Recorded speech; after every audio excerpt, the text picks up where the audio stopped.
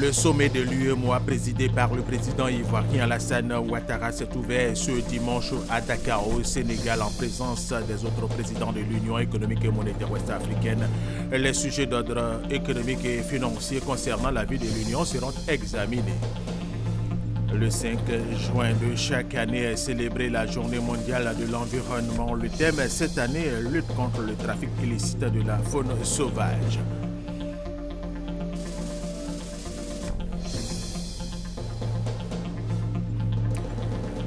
Esther Memel a été élue Miss Côte d'Ivoire 2016 dans la nuit de ce samedi à ce dimanche au cours de la finale de ce concours de la beauté ivoirienne. Elle est la nouvelle reine donc de la beauté ivoirienne.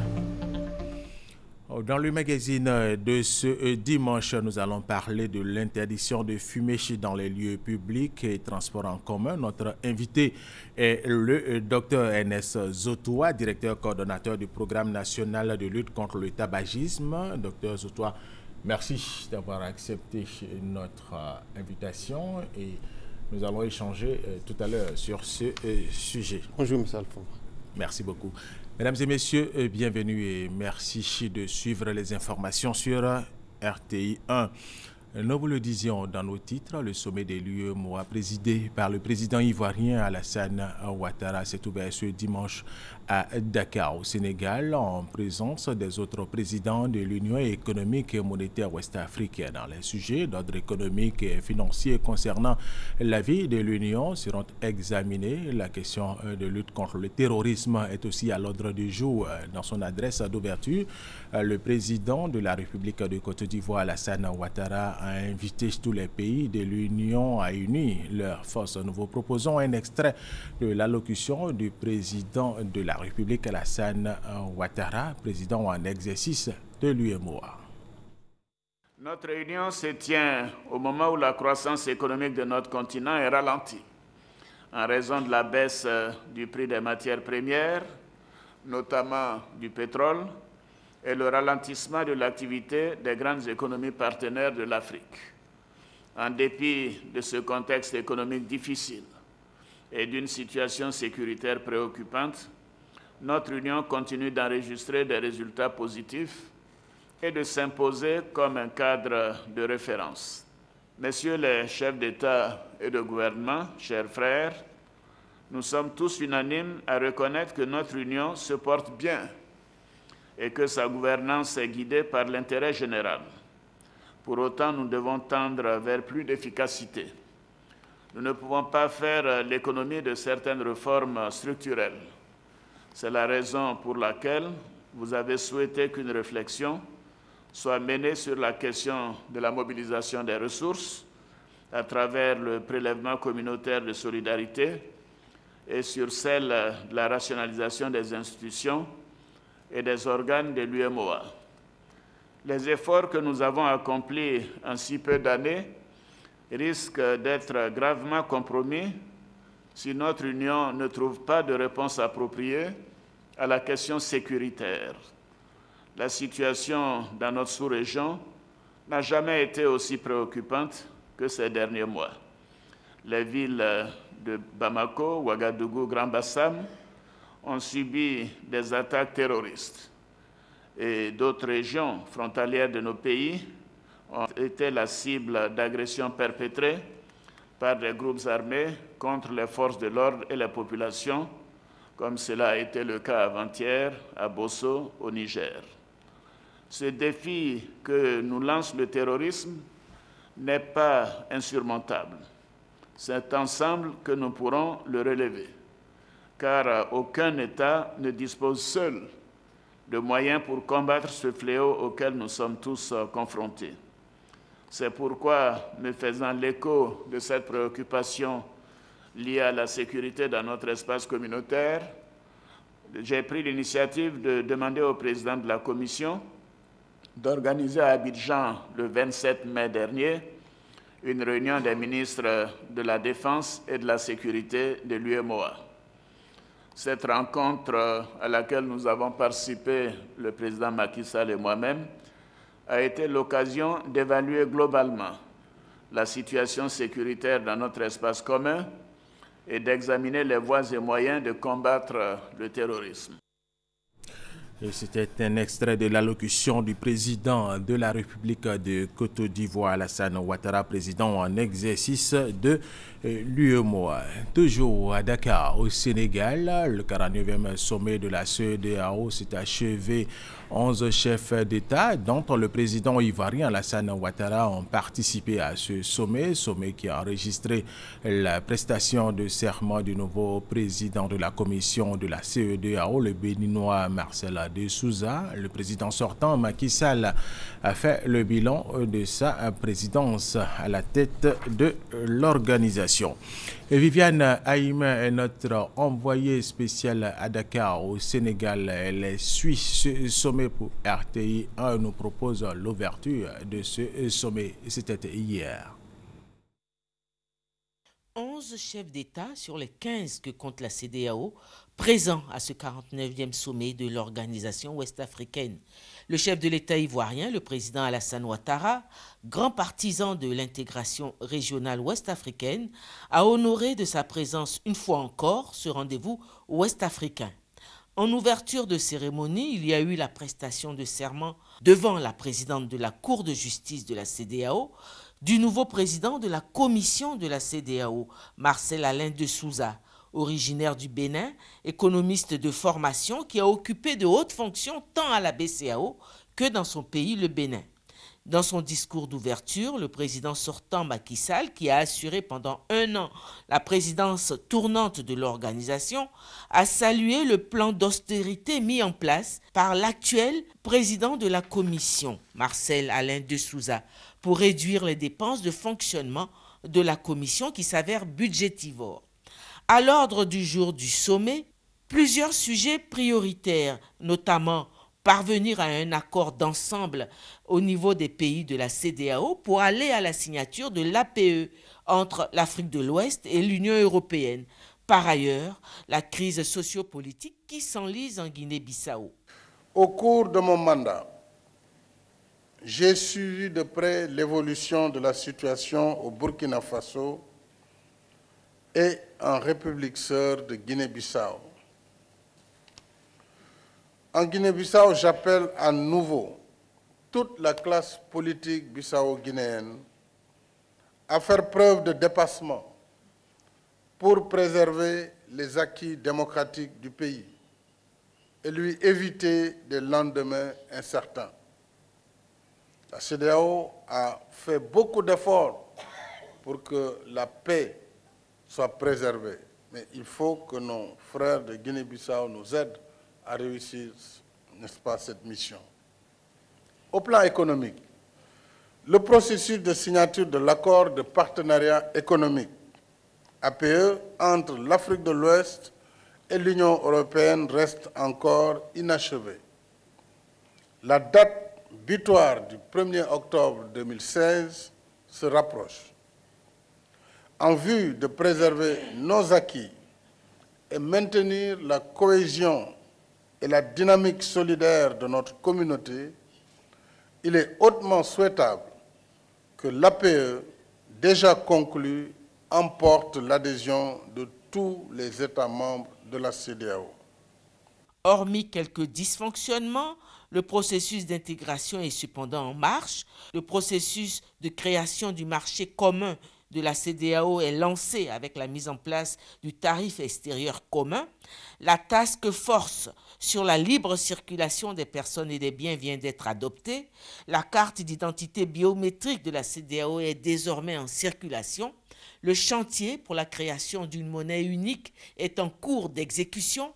C'est dans cette mouvance de mise en place des outils de l'intégration que le président Macky Sall a salué une nouvelle contribution du président de la République, Alassane Ouattara. Je me réjouis de l'offre de notre frère, le président Alassane Ouattara, d'accueillir en Côte d'Ivoire la conférence régionale de haut niveau et la table ronde pour le financement du programme communautaire de développement.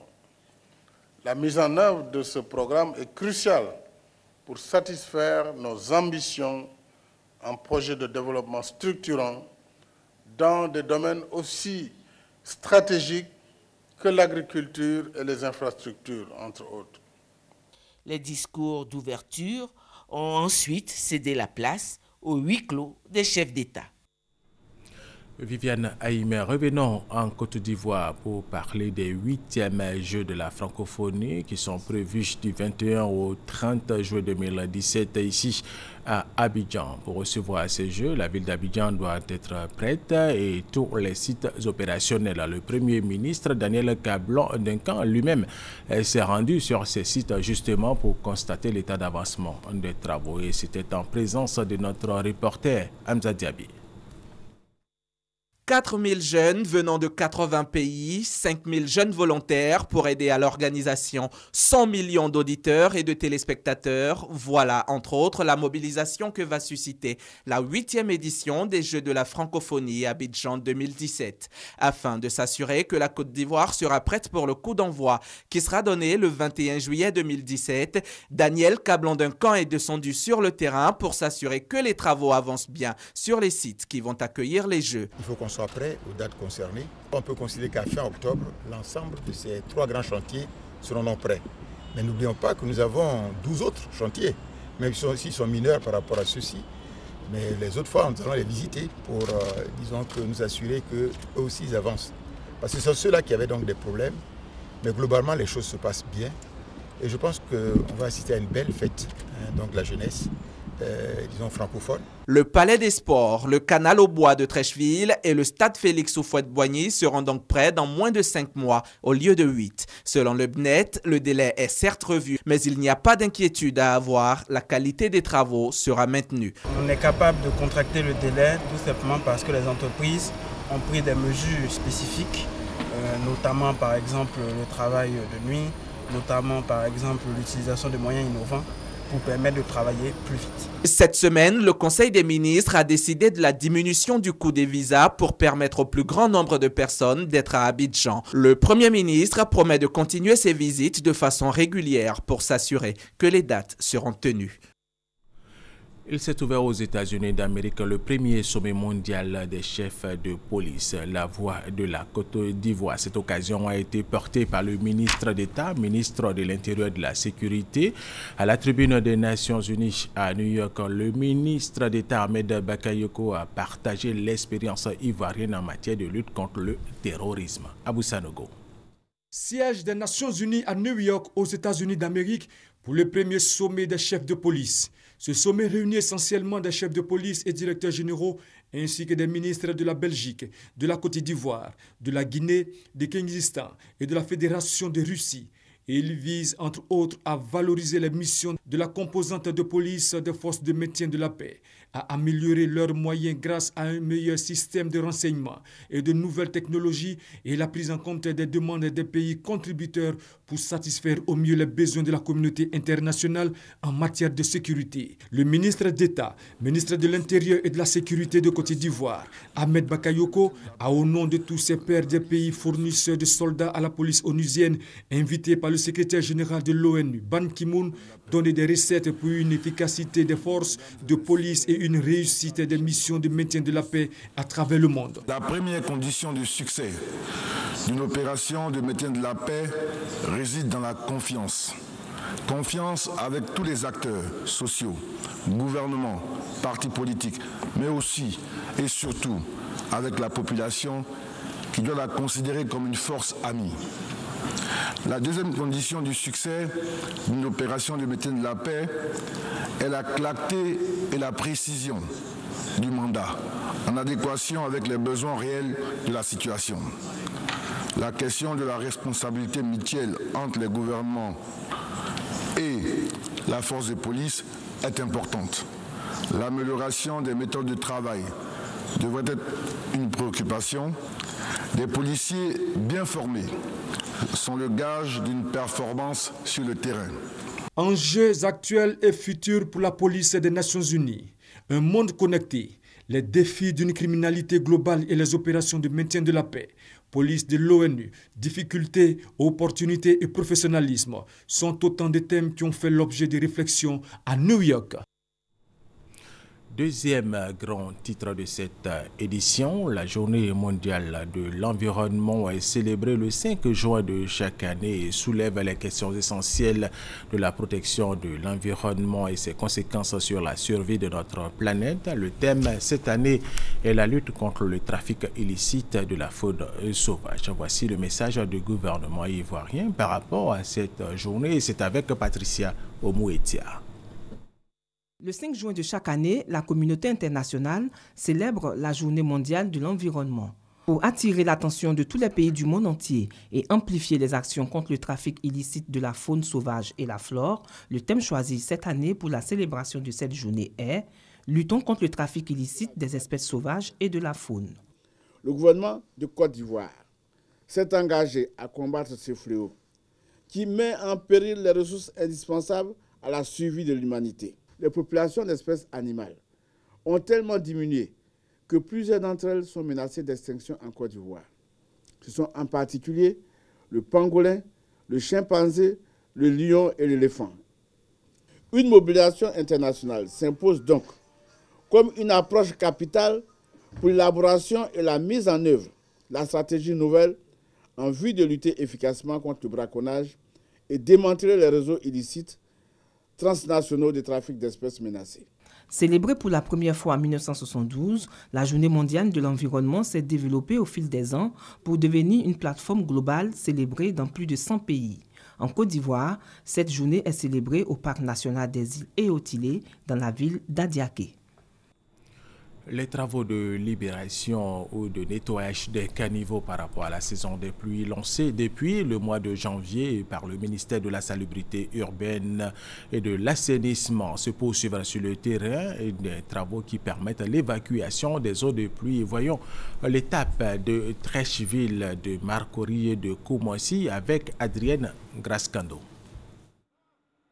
Quartier Batanicro dans la commune de Trècheville. Olga Kra vit dans ce quartier depuis seulement 2 mois et déjà elle connaît les aléas de la saison des pluies. Le lundi passé, la pluie qui était venue à 5h15 jusqu'à 6h, j'étais couchée. Maintenant j'ai trouvé qu'il y a l'eau qui a touché mes orteils. Donc je me suis levée et puis j'ai réveillé ma belle. Elle dit l'eau est rentrée dans la maison, puis l'eau rentrait même. Donc quand on est sorti de la cour était inondée. Pour éviter de tels désagréments, une opération de travaux d'urgence de curage des caniveaux est lancée. Objectif, permettre l'évacuation des eaux de pluie. Le top départ a été donné ce samedi dans les communes de Trècheville, Marcory et Koumoussi. Une initiative du ministère de la Salubrité urbaine et de l'assainissement. Le gouvernement accompagne cette opération pour que nous puissions accélérer ce processus de libération de tous ces ouvrages afin que cette saison des pluies qui s'annonce difficile, que nous puissions en tout cas la vivre dans de bonnes conditions. Ce que nous souhaitons, c'est qu'il n'y ait pas mort d'homme. Il existe 200 km de réseaux d'assainissement et de drainage. Ces ouvrages ont besoin d'être entretenus. C'est un problème d'incivisme observé au niveau des populations, à travers tous les pneus qu'on retrouvait dans des caniveaux, tous les déchets solides dans les caniveaux, alors que ce n'est pas le lieu indiqué. Les caniveaux sont faits uniquement pour évacuer les eaux de pluie. Donc le message fort à lancer aux populations, c'est de faire en sorte que leurs déchets solides soient conservés à la maison dans des poubelles. Les populations vivant dans les sites à risque ont été invitées à quitter ces zones. Pour les populations qui vivent dans les flancs des collines, qui vivent dans des talwegs, donc dans des bassins d'orage, qu'il faut partir immédiatement. Il faut partir, on nous annonce des pluies, de très fortes pluies. Il faut libérer tous ces espaces. 10 communes du district d'Abidjan et une dizaine de villes de l'intérieur du pays vont connaître cette cure de nettoyage et d'embellissement. Allez, tout à fait autre chose à présent. Pour rendre la Côte d'Ivoire moins dépendante des pays sahéliens en protéines animales et surtout professionnaliser la filière bétail, et des initiatives sont menées sur le terrain. La Fédération nationale des producteurs de bovins de Côte d'Ivoire sillonne le pays pour installer des sections. Celle de la région de la Marawish a été officiellement présentée aux autorités. Soro Corona, Kwadjo Kwame, RT Boaké. Les besoins en protéines animales de la Côte d'Ivoire tournent autour de 450 000 tonnes par an. La viande bovine représente 48% de cette consommation. le pays ne satisfait que 30% de ses besoins. Des initiatives se multiplient sur le terrain afin de rendre la Côte d'Ivoire moins dépendante des pays sahéliens en protéines animales. Depuis le début de l'année 2016, les producteurs de bovins s'organisent dans le but de professionnaliser la filière bétail et avoir le soutien technique et financier de l'État et des bailleurs de fonds. Après les régions du Kyologo et de la Bagoué, la société coopérative des éleveurs de bovins de Boisflé a été officiellement installée. Cette organisation est l'œuvre de la Fédération nationale des producteurs de bovins de Côte d'Ivoire, FENAPROBSI. Les responsables de cette fédération ont invité tous les éleveurs de bovins de la région de la Baraoué à intégrer cette organisation. Les élus locaux ont salué la mise sur pied de cette société coopérative des éleveurs de bovins de Boisflé. Pour ces autorités, cette organisation sera le cadre idoine pour régler l'épineuse question du conflit éleveurs-agriculteurs récurrents dans la région. La Fédération nationale des producteurs de bovins de Côte d'Ivoire compte sillonner toutes les régions du pays afin de doter chaque région d'une organisation des producteurs de bovins.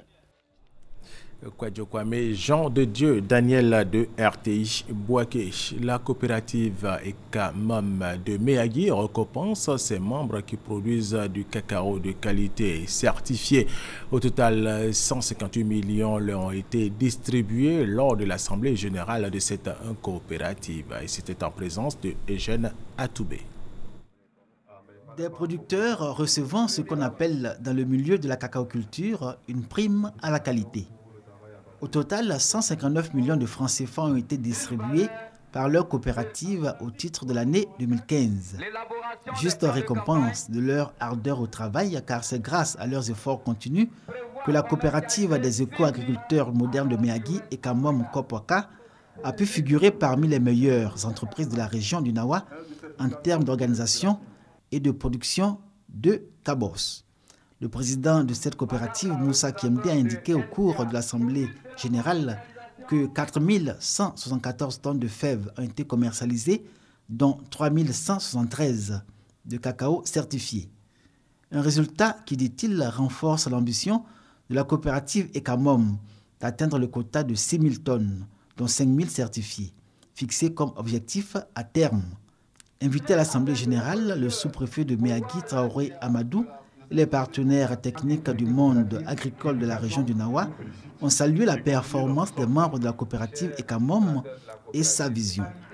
Ils ont aussi exhorté les dirigeants à s'engager dans une gestion rigoureuse pour relever les défis. Au nombre de ceux-ci, le relèvement du parc auto, la réhabilitation des pistes de collecte et surtout la vigilance face aux menaces sécuritaires. 124 agents de l'Agence nationale de nettoyage et d'entretien des hôpitaux de Côte d'Ivoire ont été décorés. Ils ont plus de 30 ans de service et c'est un hommage qui leur a été rendu, nous dit notre reporter Ali Diarasouba. Ils sont les premiers à être à leur poste et les derniers à en répartir. Ambulanciers, techniciens de surface, manœuvres, aides-soignants, filles de salle, bref, 124 agents de l'Agence nationale de nettoyage et d'entretien des hôpitaux de Côte d'Ivoire à Nessie ont été distingués par l'État de Côte d'Ivoire. Une décoration qui récompense le mérite de plusieurs années de labeur à maintenir en l'état plusieurs centres de santé sur le territoire national. Pendant la crise de 2002 à 2010, ces personnes restent dans les zones occupées, ont gardé le matériel de l'État jusqu'à ce qu'il y ait la normalité. Ces personnes sont tous les jours dans les hôpitaux. C'est les personnes invisibles des hôpitaux. Pourtant, ils font le travail. Je pense qu'à un moment donné, il faut magnifier cela. Nous avons introduit un dossier et par arrêté du ministre en charge de l'Emploi, ces médailles ont été décernées et nous faisons que remettre aujourd'hui symboliquement cette reconnaissance de l'État. Un mérite récompensé assorti d'un changement catégoriel avec effet financier immédiat. Un cadeau qui n'espérait pas mieux les récipiendaires. Ça fait 40 ans juste, 40 ans de service. Parce que ce n'est pas donné à tout le monde. Il y a d'autres qui ont attendu ce moment-là. Ils ne sont plus. Mais nous, c'est par la grâce de Dieu. Je suis à la direction de l'ANESI depuis 1999. J'ai fait le chemin avec ceux qui sont sur le terrain. Et aujourd'hui, l'État de Côte d'Ivoire reconnaît notre mérite. Être distingué confère aux récipiendaires des valeurs de redoublement et d'acharnement au travail. Afin de mieux peaufiner leurs tâches, l'ANESI prévoit dès la rentrée académique prochaine un institut de formation et de recyclage en cours d'acheminement. Et c'était plutôt un commentaire de Vénance Herman Niamien. Les infrastructures sanitaires de la localité de Djiglo sont réhabilitées et cela est à mettre à l'actif de la Croix-Rouge française. Honorine Kakubla Anigori. Réhabilitation de logements d'infirmiers, de construction d'ouvrages d'eau, de gestion des déchets médicaux et d'équipements en matériel biomédical et consommable. Ces actions s'inscrivent dans le cadre du projet de renforcement du système de santé initié par la Croix-Rouge française en Côte d'Ivoire. Elle vient de réhabiliter et d'équiper le bâtiment devant abriter la Direction régionale de la santé et de l'hygiène publique du Cavalier-Guémont à hauteur de 16 millions de francs CFA. L'objectif est d'améliorer l'accès aux soins de santé de qualité pour les populations, particulièrement les femmes enceintes et les enfants de moins de 5 ans. Au-delà des aspects les plus visibles de l'action que sont les constructions de bâtiments, les activités de formation, supervision des personnels de santé dans les OSPC, ainsi que la mobilisation des communautés, par exemple pour la promotion des pratiques essentielles et de la gratuité ciblée, sont des éléments tout aussi fondamentaux. Après la remise des clés du nouveau bureau, Mamé Abdoulaye, secrétaire général 1 de la préfecture de Diokwe, a salué ce geste qui répond aux besoins des populations en matière de santé. Après Djiglo, c'est le village de Gapleu qui reçoit la délégation de la Croix-Rouge française. Là, également, plusieurs infrastructures sanitaires ont été construites et réhabilitées, ainsi que la construction des latrines et d'une pompe villageoise. L'initiative vise également à améliorer les conditions de travail des acteurs du système sanitaire de la région. L'excellence et le mérite célébrés au lycée moderne de Nembo, cérémonie parrainée par le conseiller du président de la République chargé de l'éducation, de la formation et de la recherche scientifique, le professeur Adama Diawara. Les élèves ont été invités à redoubler d'ardeur au travail afin de relever le niveau de l'éducation en Côte d'Ivoire. Amadou Ouattara Walter, RTI Boaké. Récompenser les meilleurs élèves, professeurs et éducateurs, tel est l'objectif de cette journée de l'excellence édition 2016, initiée par la direction du lycée moderne Nembo de Boaké. À travers cette initiative, les responsables de l'établissement scolaire veulent créer une saine émulation entre les apprenants et les encadreurs, tout en leur donnant le goût du travail bien fait. Cette cérémonie de récompense, nous l'organisons par rapport aux instructions de Madame le ministre, qui demande à ce que dans notre école, nous soyons tous excellents.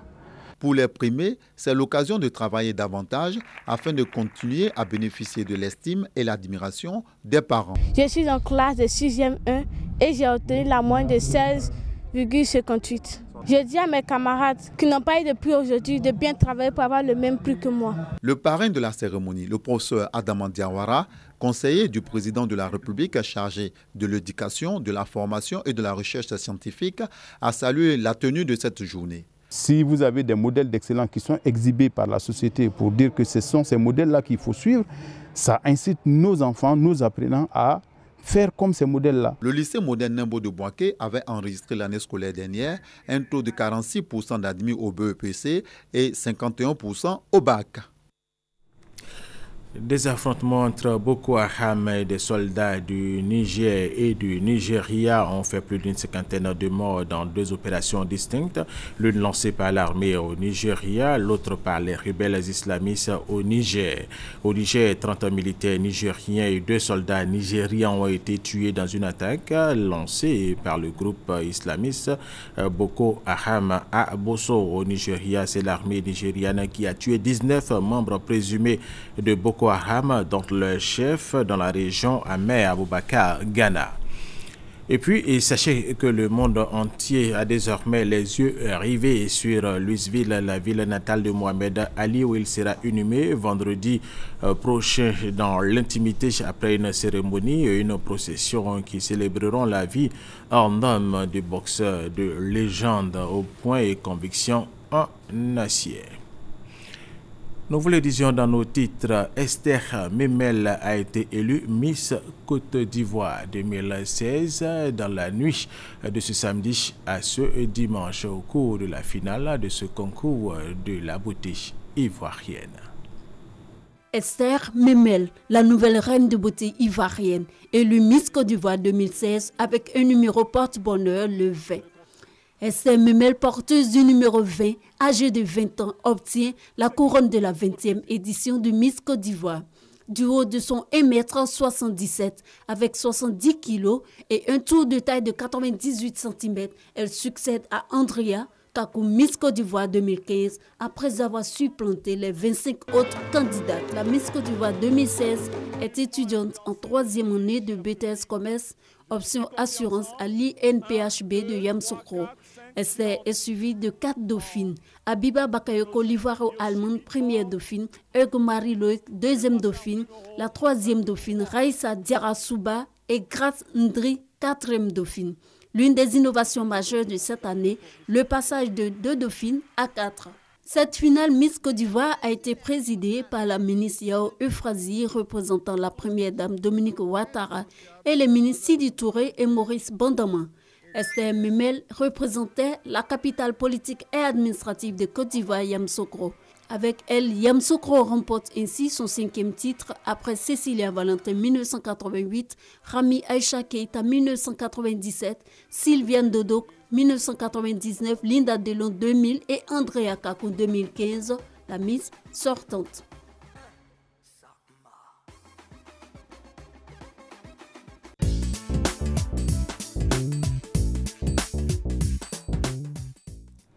Dans le magazine de ce dimanche, nous allons parler de l'interdiction de fumer dans les lieux publics et transports en commun. Notre invité est le docteur Ernest Zotoua, directeur coordonnateur du programme national de lutte contre le tabagisme. Docteur, merci d'avoir accepté notre invitation. Merci de répondre tout à l'heure à nos préoccupations. Avant notre entretien, nous allons suivre ce reportage de Sita Soro et Ami et Sissoko sur le tabagisme. La cigarette, substance toxique beaucoup consommée par les jeunes. Un effet de mode pour certains, par sensation de bien-être pour les autres ou tout simplement par souci. Souvent tu travailles, le travail est dur, tu vois que même tu n'as rien, le travail n'arrive pas à t'apporter ce que tu veux. Toute cette colère, tu es en toi, au fond de toi, tu es obligé de fumer pour oublier tes problèmes. En Côte d'Ivoire, la prévalence au tabagisme est de 14,6%, dont près de 20% de jeunes. Selon la direction du programme national de lutte contre le tabagisme, la fumée de la cigarette contient plus de 4000 substances chimiques néfastes pour la santé, ce qui entraîne des maladies telles que les affections cardiovasculaires, les maladies respiratoires, le cancer de la gorge et autres. J'ai arrêté parce que quand tu fumes, tu as l'impression que tu t'essouffles vite. À cet effet, 5000 décès sont enregistrés, ce qui fait du tabagisme un problème de santé publique.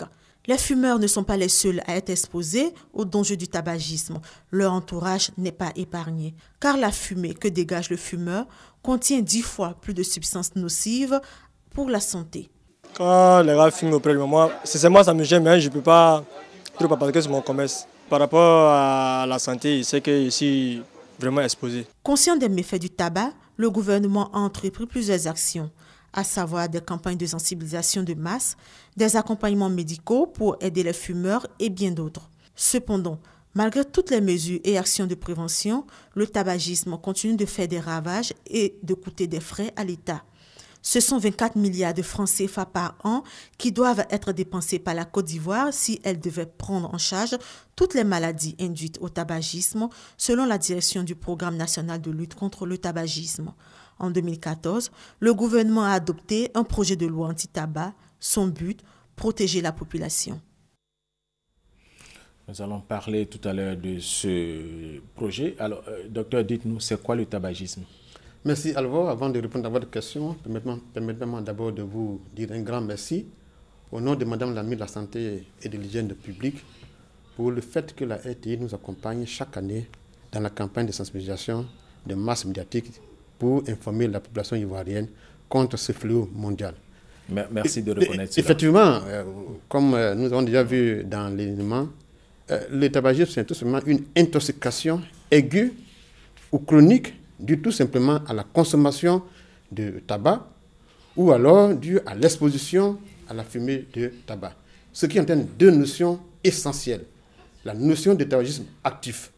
Je fume, je suis l'objet de tabagisme actif.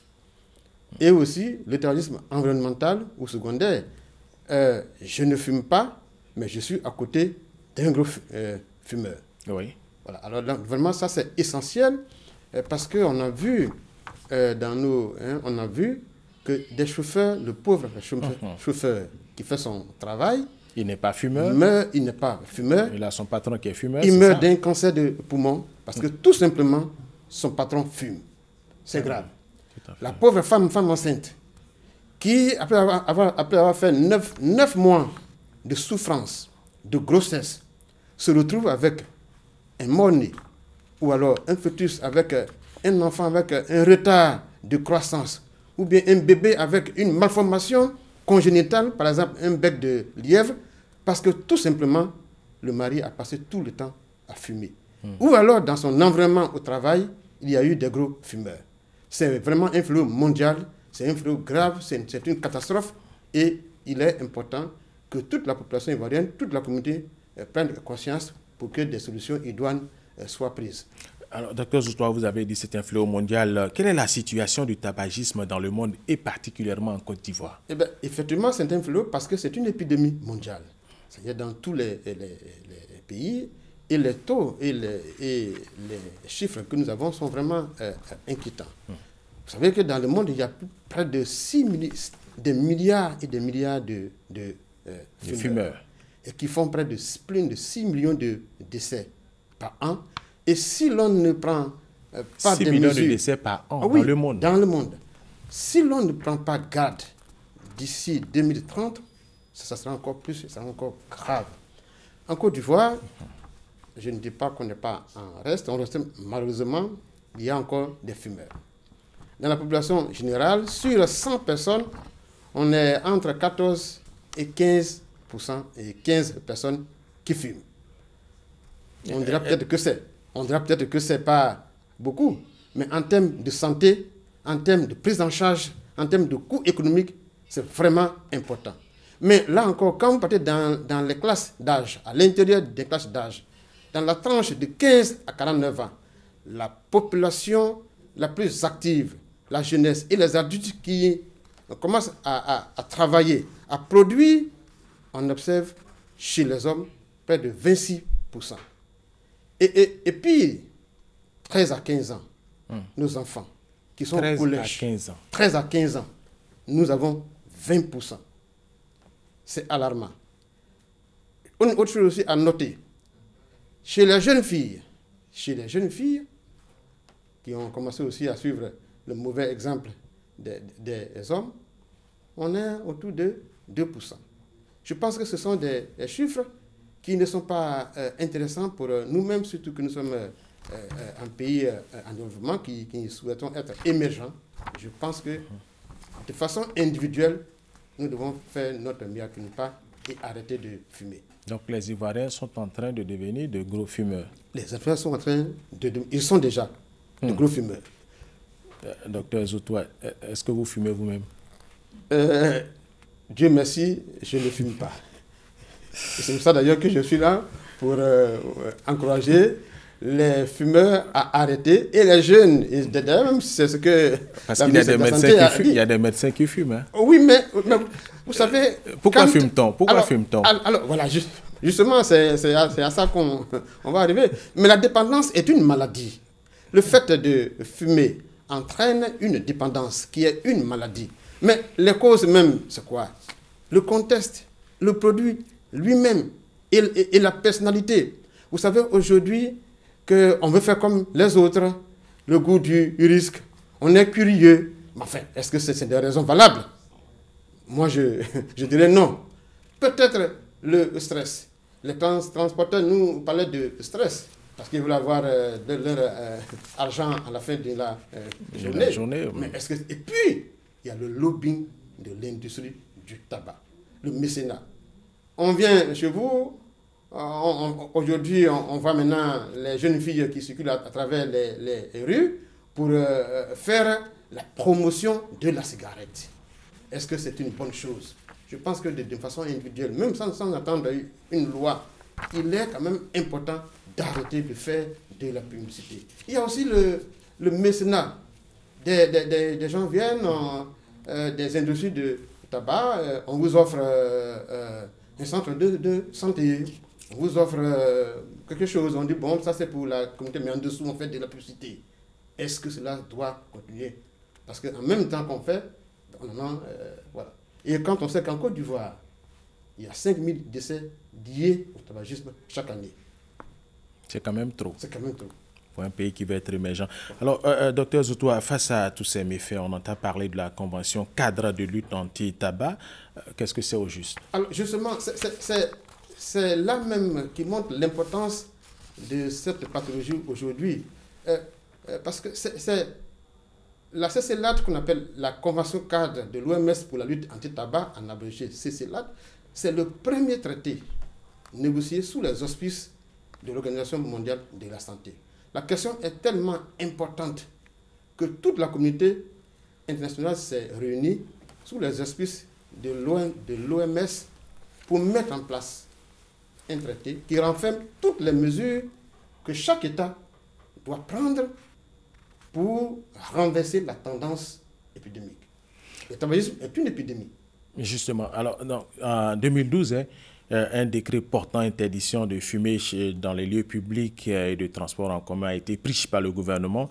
Alors vous allez nous parler très rapidement des objectifs et puis quel bilan peut-on en faire? Oui, effectivement. Depuis 2012. Oui. Nous sommes en 2016. Oui, c'est une disposition de la Convention cadre de lutte anti-tabac, en son article 8, qui demande à chaque État de prendre des mesures pour protéger la population. Mais il faut dire que la Côte d'Ivoire n'a pas attendu ça pour le faire. Seulement qu'en 2012, la Côte d'Ivoire a essayé de prendre des mesures idoines pour essayer un peu de renforcer cette réglementation-là. Au fait, le but, c'est quoi? Vous pouvez fumer, mais il ne faudrait pas que de votre fumée, celui qui ne fume pas puisse en pâtir, puisse mourir. Il ne faudrait pas que la pauvre femme qui a fait 9 mois de grossesse, après avoir souffert toutes les péripéties, puisse accoucher d'un enfant, mal formé, petit, si elle a la chance d'accoucher, tout simplement parce que son patron est fumeur. Tout simplement parce que des chauffeurs de profession sont décédés de cancer parce que tout simplement le patron fume. Et donc c'est pour protéger la population ivoirienne que le président a signé ce décret-là. Surtout la population non fumeur. Monsieur, alors voilà ça, vous ne fumez pas. Il ne faut pas que dans votre environnement, du tout, une tierce personne puisse vous amener à avoir des conséquences négatives sur votre santé. Donc c'est une décision juste et louable que tout le monde devait respecter en principe, sans même un coup de bâton, sans même crier gare. Docteur Zoutoua, quelle est la stratégie que vous avez pu mettre en place? Mais la stratégie, elle est simple. Hein. Je pense que d'abord, c'est la conscience. Il faut qu'on soit d'accord que la fumée, d'abord, c'est pas bon. Que ce n'est pas intéressant de fumer. Donc, il faut sensibiliser. C'est de sensibiliser, c'est d'informer. Je pense que les Ivoiriens sont conscients de ce phénomène-là. Et puis, bon, si ça ne marche pas, écoutez, il faut maintenant appliquer les dispositions de la réglementation. La répression dans les lieux publics. Voilà. On le constate, oui. Oui. On constate, et malgré tout, toute la campagne, il y a toujours des fumeurs dans ces lieux publics. Oui, mais c'est pour ça que nous sommes là. La répression, qu'est-ce que vous faites? Et que nous devons continuer. D'abord, ce qui est important, c'est de faire comprendre à l'Ivoirien que l'Ivoirien doit protéger sa santé. Et que la cigarette la fumée de la cigarette, et surtout même que la fumée qui sort du bout de la tige est 10 fois plus toxique que ce qui est inhalé par le consommateur. Et donc, il est important de sensibiliser cette population ivoirienne-là et qu'elle comprenne son bien fondé. Donc, c'est la sensibilisation que nous faisons, que nous essayons de faire. Et secondairement, si ça ne va pas, eh bien, il faut prendre des sanctions. Voilà.